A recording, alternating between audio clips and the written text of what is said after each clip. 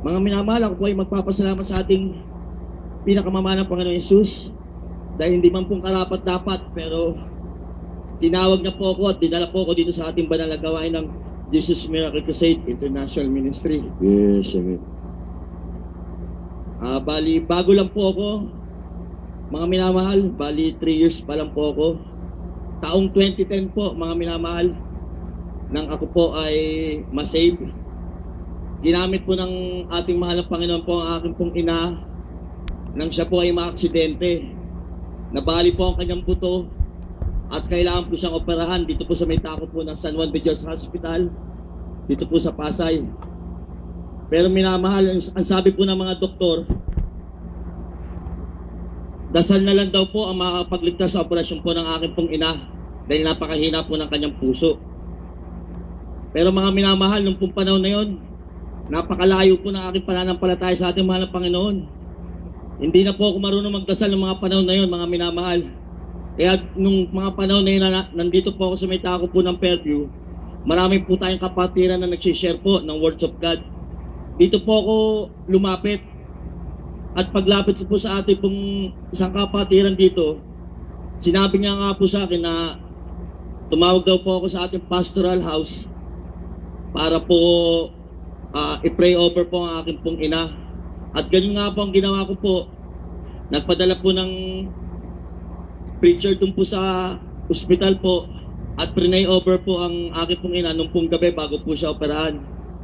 Kinabukasan po, minamahal, sa pangunat dalangin po ng ating beloved pastor, himala pong nakaligtas ang aking ina dun po sa operasyon. Yes, amen, hallelujah. Kaya po nung din pong araw na yun, nagpasalamat po ako doon sa pastoral house po. At sinabi niya po sa akin na dumalong araw po ako dito sa gawain po ng Jesus Miracle Crusade. Nagkataon po na araw din po yun ng Miyerkules. At ganoon na nga po, tuluyan na po akong tumanggap sa ating mahal na Panginoon Hesus at nagpabautismo po ako sa tubig. Mga minamahal, simula po nung araw na yun, minamahal, ang laki po ng pinagbago ng buhay ko, mga minamahal. Amen, praise the Lord. Binihisan po ako ng mahal ng Panginoon. Binigyan po ako ng matatag na pagkakakitaan.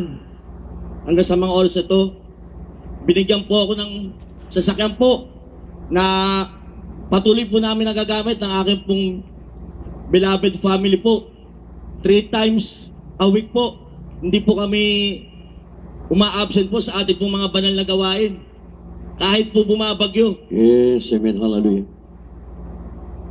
Gusto ko rin pong pasalamatan ating mahal na Panginoon dahil po sa pagbago niya po sa aking buhay, mga minamahal. Bali, pinanganak po ako dito po sa may dako po ng Tondo. At way back 1976 pa po, first year high school po ako dito po sa may dako ng UST. Nang matikman ko po ang bisyo po, mga minamahal. Drugs po ang naging bisyo ko noon, minamahal. Hanggang sa makagraduate po ako ng high school at matuntong po ako ng college, patuloy po aking pagbibisyo. Nadagdagan po ito ang mga minamahal ng mga pinagbabawal na gamot po, kagaya po ng mga Demerol, morphine, yung pong itinutusok po sa atin po ng injection. Pero hanggang sa nakatapos po ako ng college po, minamahal, patuloy po aking pagbibisyo. At nang magkaroon po ako ng magagandang trabaho, minamahal, dito po, lalo po ako naging malala, mga minamahal, sa pagbibisyo. At nang matanggal na po ako sa trabaho, minamahal, dito po, natuto na po ako magnakaw. Napasama po ako sa pangkat po ng mga Sputnik po, minamahal. Yung mga nango-hold up po, dito po sa may tako po ng Santa Cruz, kaya po. At dito po, nagsimula na rin po akong mangulungan.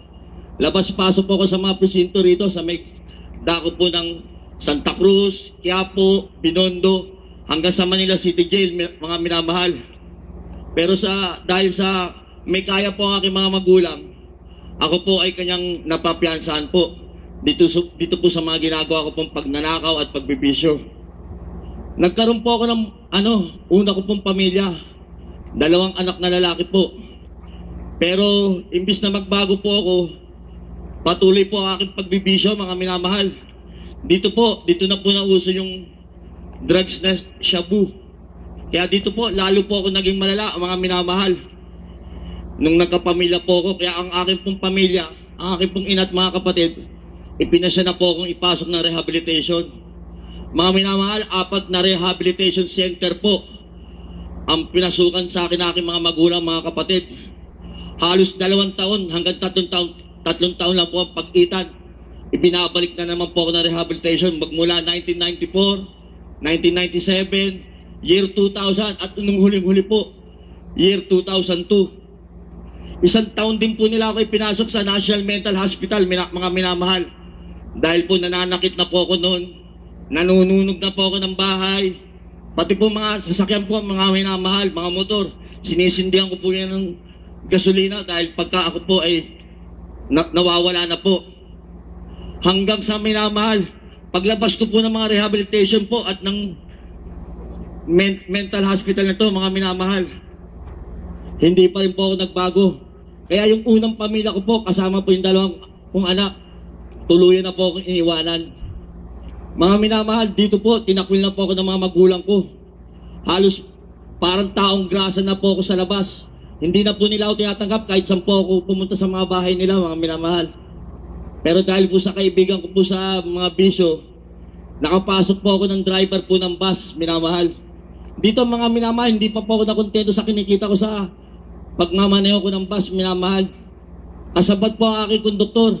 Hino-hold up din po namin aming sarili namin mga pasahero, mga minamahal, nung panahon na yun. Kaya, nung ako po ay makulong at makalabas muli, binigyan naman po ako ng mahal na Panginoon po ng aking pong, dito ko po nakilala aking pong beloved wife. Pero, nung nagsasama po naman kami mga minamahal, hindi pa rin po nagbago, minamahal. Pumasok naman po ako sa pagkakaarnap, minamahal. Kaya nakulong naman po ako sa Camp Bagong Diwa, minamahal. 10 years po akong dinadalaw ng aking beloved wife. Sa buo namin pagsasama, hindi po niya ako iniwanan, minamahal. At nung nga pong nabautismohan po ako ng 2010, after 1 year lang po, minamahal, sa pag-iiyak ng aking asawa, sa pagdalo rito, kahit siya po mag-isa, kahit minsan sumasama ako, nandiyan lang ako sa labas, umiinom ako. Sa pangunat dalangin po ng ating beloved pastor, inalis po ng mahal ng Panginoon ang aking bisyo sa pagdadrugs hanggang sa mga oras na ito, mga minamahal. Hindi na po ako nakatikim ng drugs simula nun. Naiwan po nun, mga minamahal, yung bisyo ko na lang sa pag-inom ng alak at paninigarilyo nun, minamahal, after 1 year. At paglipas na naman po ng ilang buwan, mga minamahal, nanaginip po ang aking beloved wife.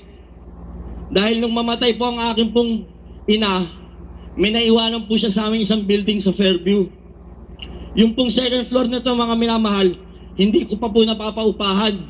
Dahil mahirap po paupahan yung 2nd floor. Ang hinahanap ng mga negosyante po, yung mga nasa ground floor lang po. Kaya nung nanaginip po ang aking beloved wife, mga minamahal, napanaginipan po niya na ibigay doon po namin sa mahal ng Panginoon yung pong 2nd floor ng aming pong building bilang Bible study po, at ganun nga po ang ginawa namin. Bali halos 1 buwan po bago po nag-start yung Bible study na yun. Pero bago po mag-start yung Bible study na yun, may dumating po na hadlang, mga minamahal. May isang mayaman po lumapit sa akin at inoperan po ako ng napakalaking halaga, mga minamahal. Sandali po ako nag-isip, mga minamahal.